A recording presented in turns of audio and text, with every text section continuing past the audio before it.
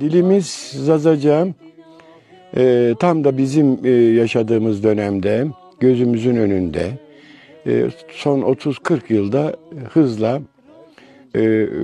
ölmekte olan diller grubuna girdi.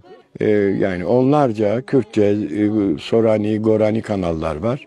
Ancak bir Zazaca televizyon kanalı, bir radyo bile gerçekleşmedi bugüne kadar. Tunceli örneğinden bakarsak kaç kişi seçmeli ders olarak Zazaca'yı tercih ediyor? Bunun rakamlarına baktığımızda bunun artık bu dilin yaşam alanımızdan çıktığını kanıtlıyor.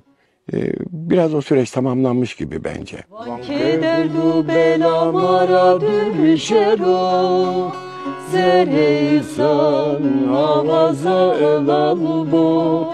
Herkes cebinde hastı delal bu, kırkları serseru.